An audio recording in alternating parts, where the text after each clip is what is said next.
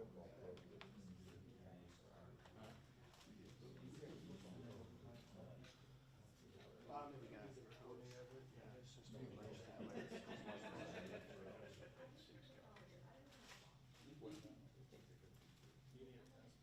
can go ahead and give another one. He's gonna give one more test. 1 2 1 2 3 1 2 3 levels testing 1 2 3. Everybody good? Yep. Okay.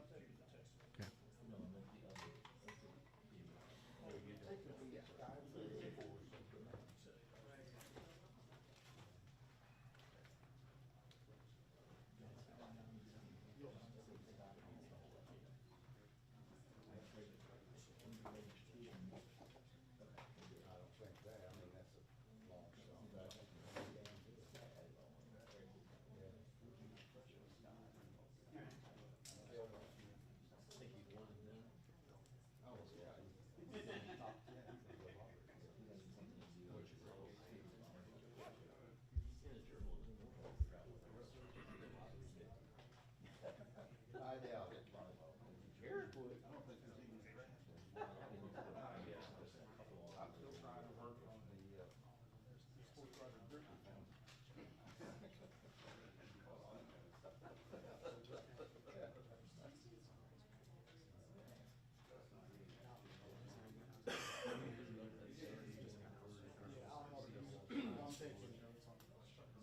The little paragraph might not be much, but there was a paragraph in there.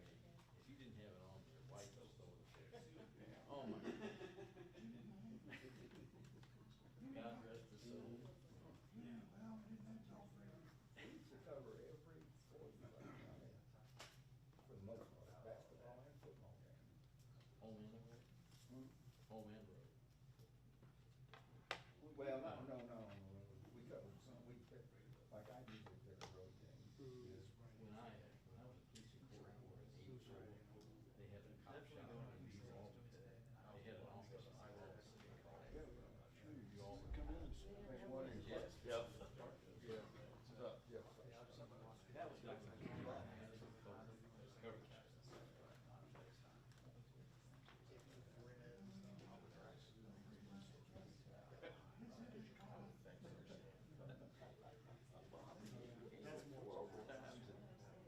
Say, Joe Dewey. Yeah. He did not this is a radio station in Western Kentucky. That should be the Bowling Green in Graves County or something. And he'd write a story. The 85 is what. I mean, the fellas were in the down. Shift. State commission for half strike.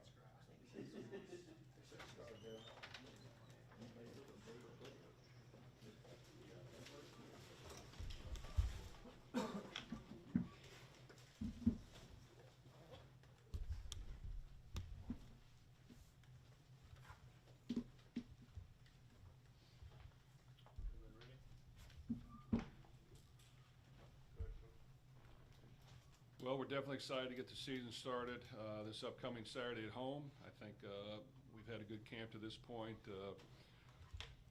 Our team understands what's at stake every week, and that is trying to prove yourself, go out and play your best brand of football. So we got to do that starting week one.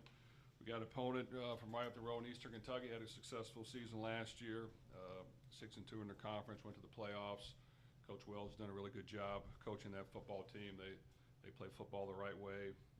Fundamentally sound, and they'll come in here hungry and ready to go. So we've got to come out swing and play our best football. I feel like we've practiced very well to this point, and that we are in good position to go out there and show up on game day and play a good brand of football.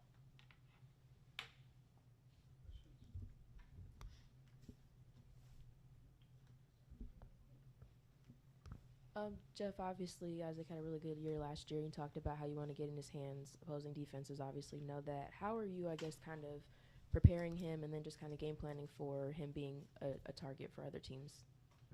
One more time, who were you asking about? Isaac Brown. Oh, well, I think we've got a good stable running backs. Isaac, of course, leads the way.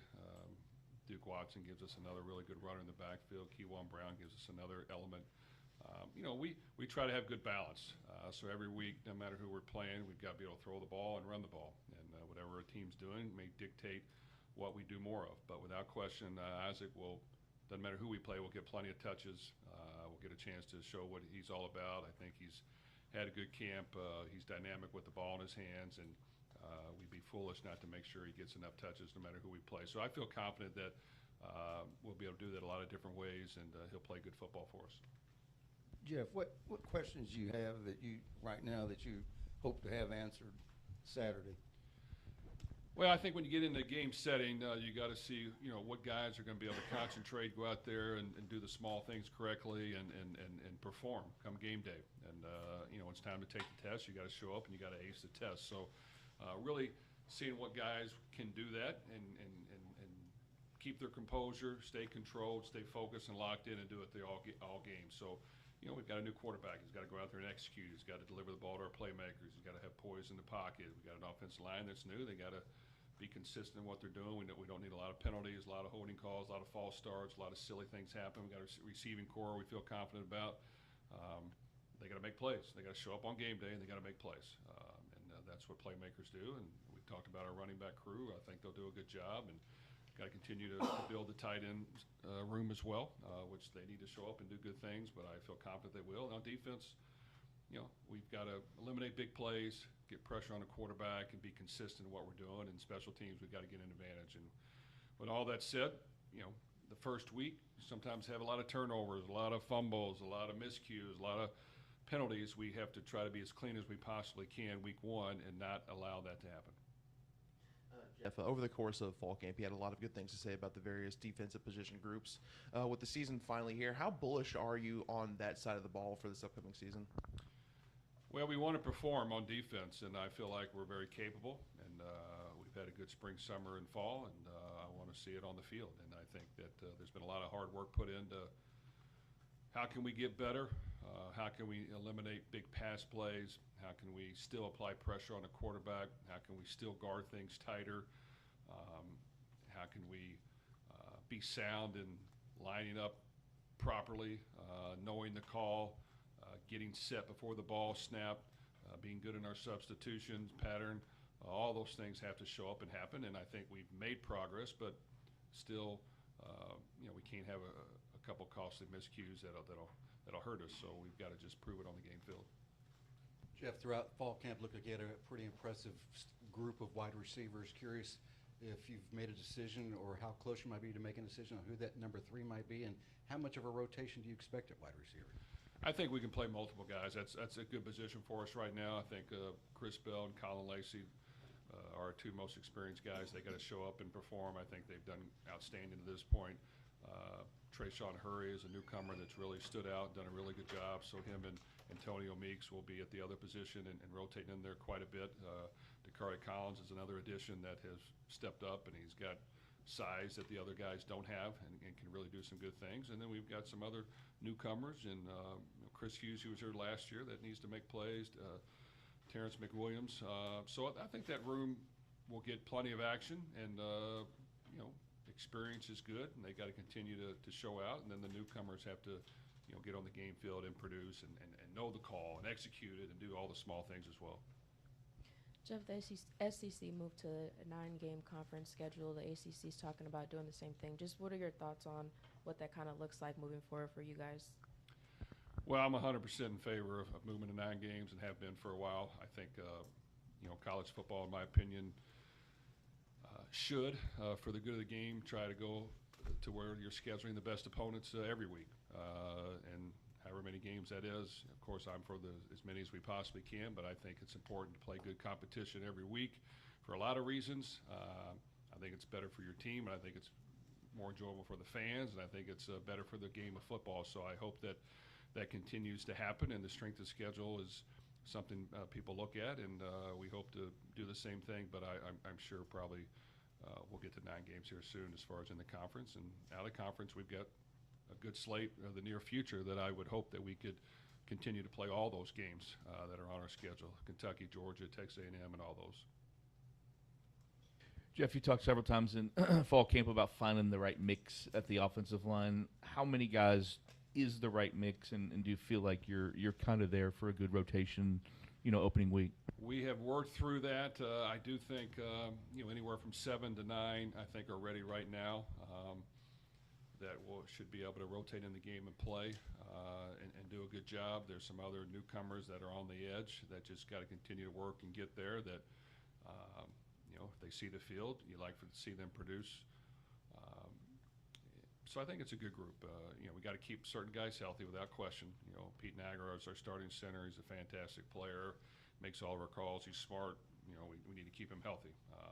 A couple other gentlemen have stepped up and done a good job that we'd like for those to stay healthy as much as we can. But we do have competition there, and we do have some young players that have stepped up and done a good job, and we hope to see that carry over to the game. How has game week one, opening game for you personally, how has that changed over the years? Do you have a pretty set routine, or do you sleep much the night before? Do you still have nerves? How does it go for you? Well, I always have nerves. I think nerves are good. So no matter who we're playing, you've got to have some nerves that are kicking in to make sure you're ready to go. I think it motivates you to work harder and to make sure when you go to bed at night, you put in all the work because you never know what can happen. And as soon as you, in my opinion, start feeling great about where you're at, someone will sneak up on you and things will go back the other direction. So I just think you got to all do your part. It's got to mean something to you. It's got to matter. Winning is not easy, so taking all the necessary steps to get there is vital to success for myself, our coaches, our players. And if you think you can take a shortcut, or if you think you can take a deep breath, that's when teams sneak up on you and beat you. So you can't allow that to happen. It's a long season, and every week you got to step up to the plate, whether you've had a good week the week before or whether you've had a bad week that's really not been fun to be a part of a couple days after. You've got to continue to get back up and go to work, because anything can happen. And this is a competitive game, and if you coach well, if you work hard, if you come ready to play on game day, you can beat anybody. At the same time, anybody can beat us as well.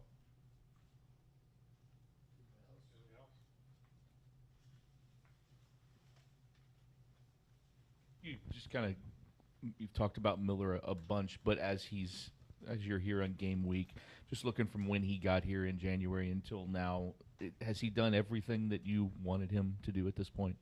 He has. I mean, for example, before I came down here, this is basically our player's day off on Monday, and he's over here, and our starting center's over here, getting in extra work and stopping by to see us, and he's going to do everything he can to perform well. And we know what he needs to continue to work on. We've worked hard at it.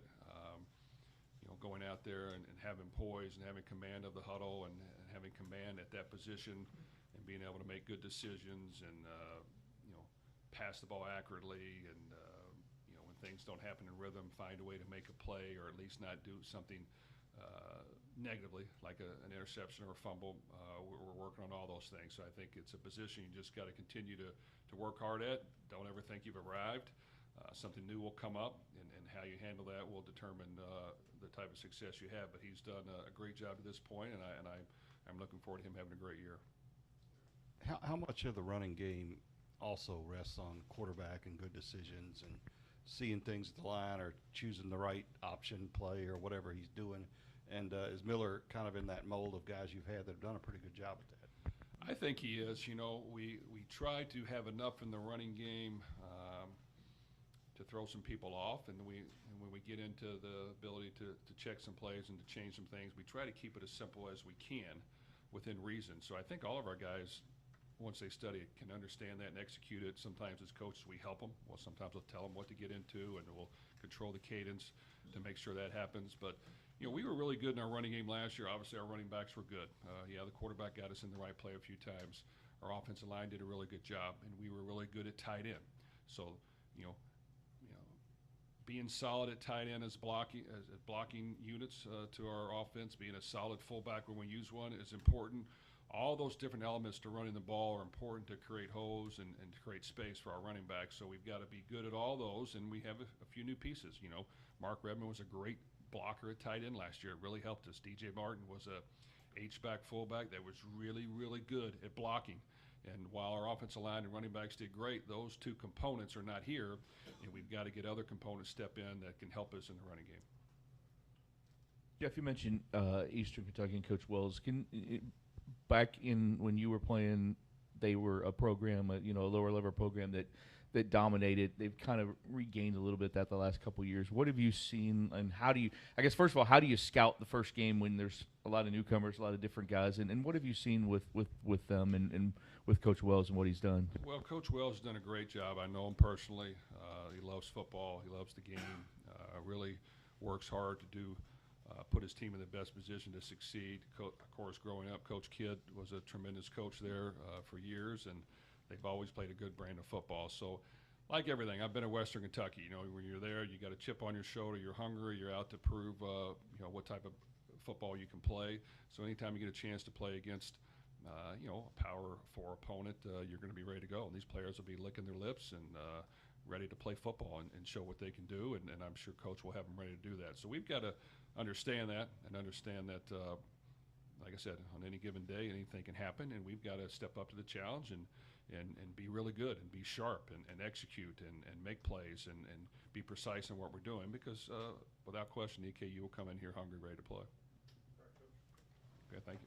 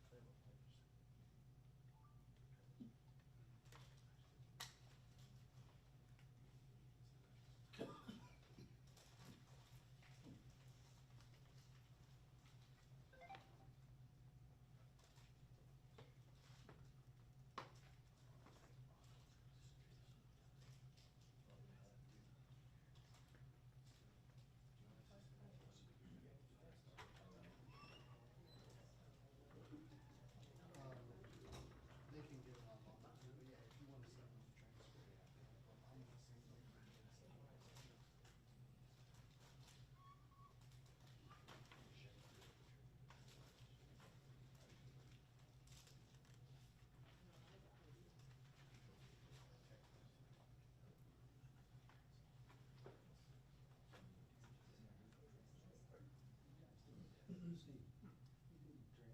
There was a partial, like last year. Just of them, Right. not the rest of it. Got it. But they're all, everything's going on YouTube, and this year we'll bookmark it. So if you go into the description, it'll timestamp everything by question for you, and you can click and go right to the question you want. Is that on the new media center? Yeah, that'll be on YouTube. If you go to YouTube. YouTube go cards. Yeah, youtube.com/gocards. The video will be in the media portal. The bookmarks are on YouTube.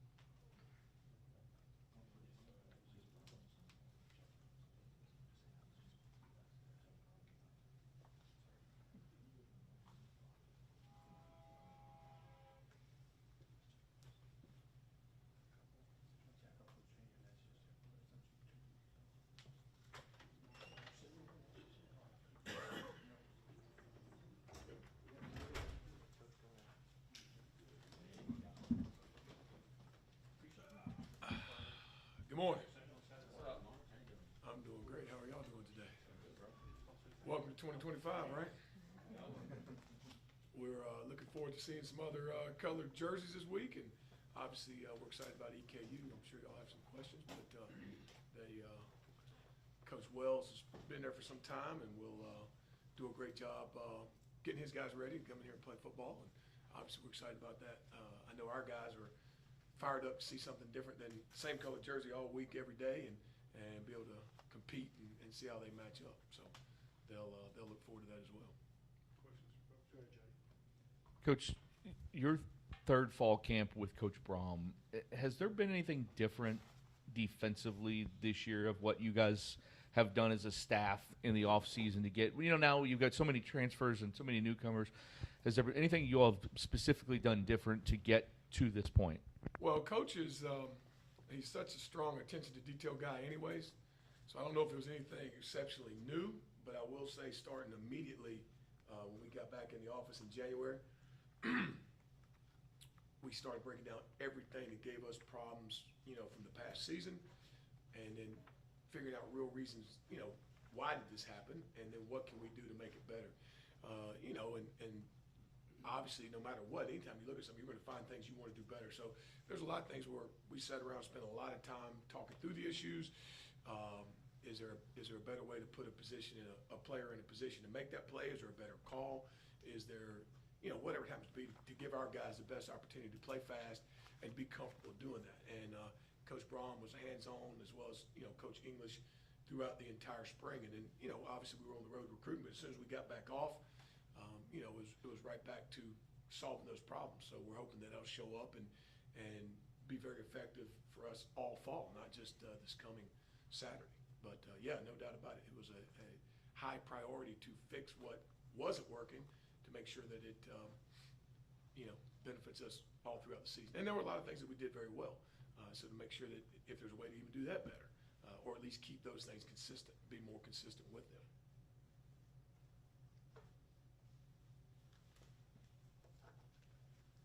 When you have a veteran like TJ, who's kind of the leader in your in your room there, how I don't want to say easy, but like, is he another coach almost out there?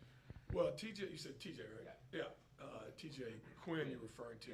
This is this is his 5th year here, and this is his 3rd year as a starter. And I think he's done some really good things in the past 2 seasons, but I don't think there's any doubt he is a really different animal as far as watching him in the spring, but then also, during fall camp. I see him doing things that I don't think he was comfortable doing, either knowledge-wise, personality-wise, or anything else. And now, he realizes I've got one more shot at this, so there's nothing to be reserved about. I've seen him moving some pieces, whether it be our other linebackers, whether it be defensive linemen, whether it be, safeties, just the communication, and they all work with each other in a, they're working together to make sure that we get in the right spot when the ball gets snapped, and then when the ball is snapped, that we execute. So TJ has done a fantastic job, and he's never done a poor job at that, but he's definitely done it's a different ball game for him right now. And that's something you don't see as much of in today's world, because players are all over, the country in different defenses, on different teams. And anyway, slice it, even a very smart player is not going to develop as he would if he can stay in the same system with the same coaching staff and all that kind of stuff. So I think that benefits him, and in turn it will benefit our defense throughout the year, no doubt. Mark, I'm curious about the other TJ in your room. He's kind of been slowed by injuries after he got here, but now that he's entering his 3rd year, how's he progressed through fall camp and as game week is here? Well, he certainly has had some things that have hindered him, no doubt. When he came in, it was well known that he was rehabilitating and rehabbing that knee that first year. And then last year, very unfortunately, he hurt his hand week 2 or 3. I can't remember. It was early in the season, but was really starting to do some good things at that time. But right now, and I think coaching football years ago, you expected a guy kind of to come in and progress and learn. And now I think a lot of times we expect somebody's going to show up and they're going to be plug and play and life is good. But for TJ, I give him credit. There's been some frustrations. Anytime you expect to come in as a highly recruited guy, and in your mind, I'm going to be able to participate and contribute early. But now, I think he's seeing now, hey, I have been in, same thing for him. Now, this is his 3rd year in the defense, obviously a very limited role when you're rehabbing and working. But now he is starting to see some of the benefits of that. And I can tell you this, he is on a day-to-day basis, and I think all those guys are. This is a really, when I say inquisitive group, like as soon as they come off the field, the maturity level is different right now because they're asking football questions and they're talking to each other about what just happened on the field, what's the next call, and that's very important. It should be like that all the time, but to say that it always is would be incorrect. And he's done a really good job mentally of sitting in our room, which is right next door, and every day asking, was that the right way to do it? Coach, is there a better way to do it? And he does it every day. So I'm expecting big things out of TJ Capers is the one you're asking about. I think he'll do an excellent job this year. And it's time for him to do so, being his third year here. So.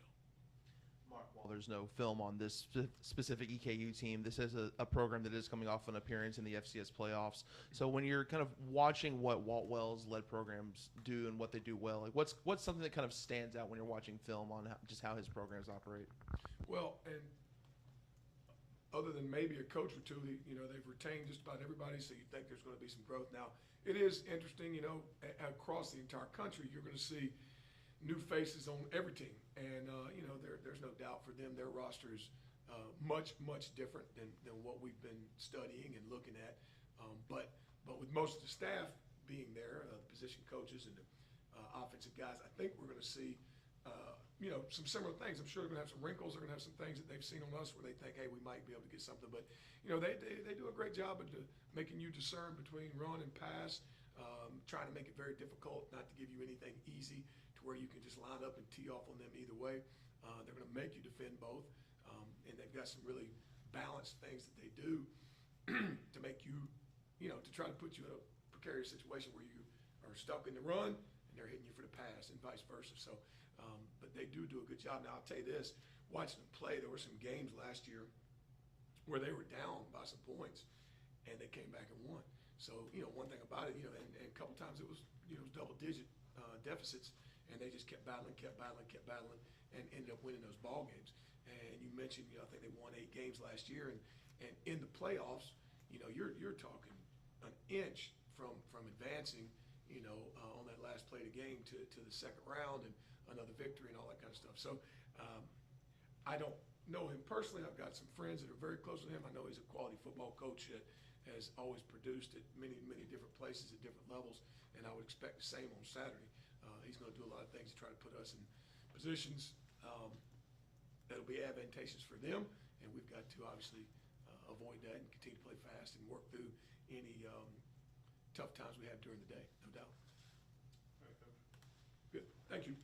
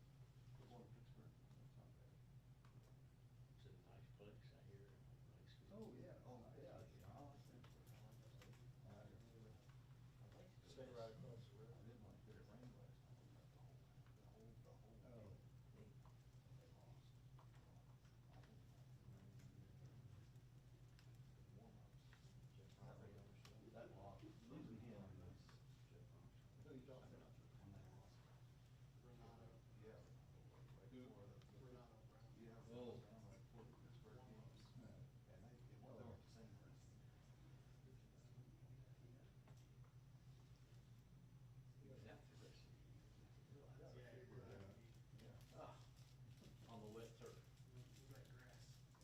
Well, Grass on that field's always terrible. it's not where the Steelers was. Yeah, it is for Steve. Oh, That's why they're playing 2 games. This weekend.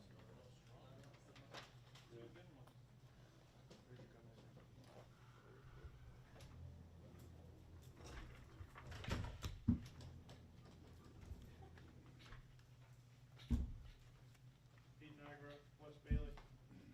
What's up, y'all? How y'all doing? Good, how are you? Great. I'm doing blessed, thank you. Questions for the guys?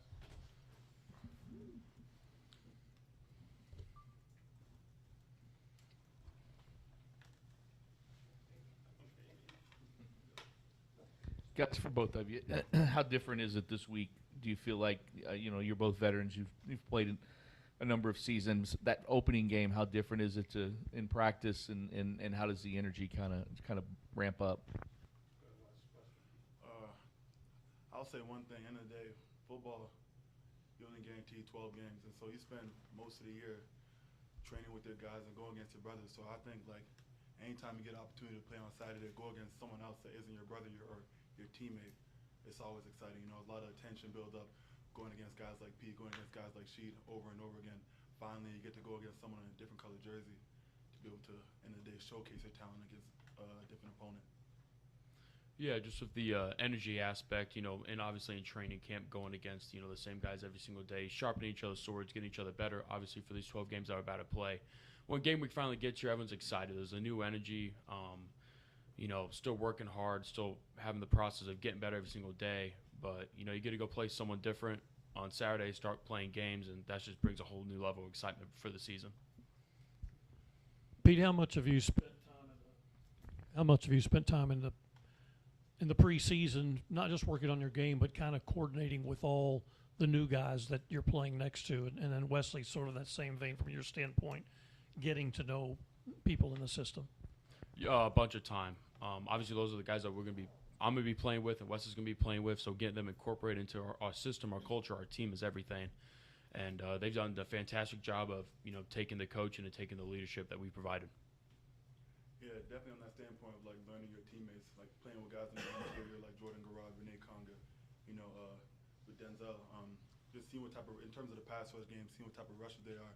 If they're more vertical, as a DN, I can't be as vertical, then not be on the same level.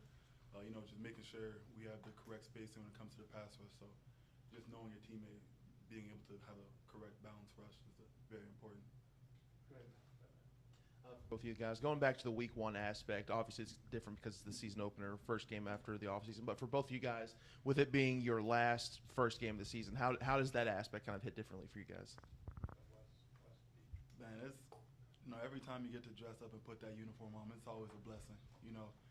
And like I said earlier, like you only guarantee 12 games, so just seeing this journey and how far I came is definitely a blessing. In the day, get into lineup and play with guys like Pete. Your brothers essentially. It's a blessing from God every time I suit up and put that helmet on. Yeah, it's something I'm going to enjoy for sure. It's my 5th year of college, and it goes fast. Everyone tells you, I enjoy college, it goes fast. You don't believe them when you're a freshman in training camp, and it's day 5 in a row of pads and everything, but it does go fast, and you learn to enjoy. And like Wes said, we're just blessed to have the opportunity to play this game we love, and just excited to go play this Saturday. No doubt. Wes, following some of the scrimmages we've heard from coaches and players about the defense and kind of really the violent performance you guys are putting together, how would you describe what the performance and the play of the defense as a group has been in those scrimmages? It's exactly what you said. It's violence, And I feel like when people talk about violence, they think about, stumping pads, whatever.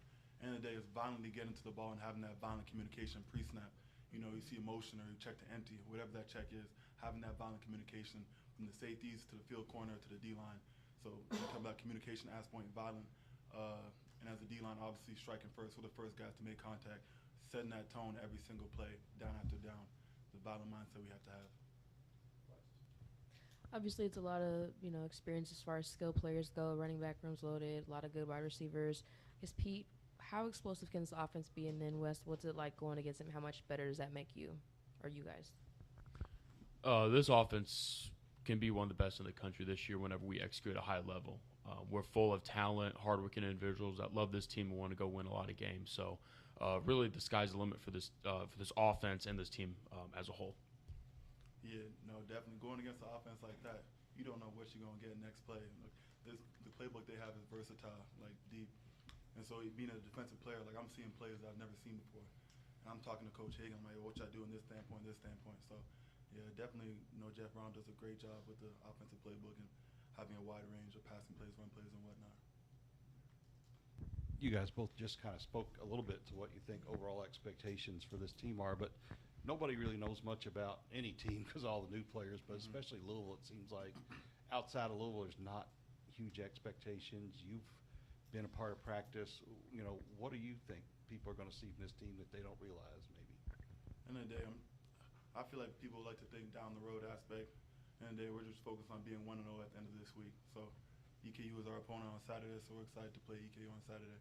But at the end of the day, we have high expectations for this team, putting the work in. We have a lot of great guys, great people, great football players, but also great men off the field. Yeah, we talk about 1-game contract, 1-game season. So our goal each week is to go 1-0, and we do that every single week. You're going to be sitting pretty happy with yourselves, at the end of the year. Pete, you've been here for 2 years now, and you know how Coach Brohm operates a game week. It's no different if it's Clemson or Eastern Kentucky, is it? And how do you, as a player, focus so much on this week, knowing that you guys are heavy favorites? Yeah. Well, Eastern Kentucky's a good team, number one. Just watching film on them, they made the playoffs last year, in the FCS. So they're a fantastic team. But like I kind of talked about on my previous answer, you treat each week the same. You treat each opponent the same. It's a 1-game season. You focus on going 1-0 that week, and then as soon as that game's done, win or loss, you move on to the next one. Thanks, guys. There you go. Y'all have a good day. You too.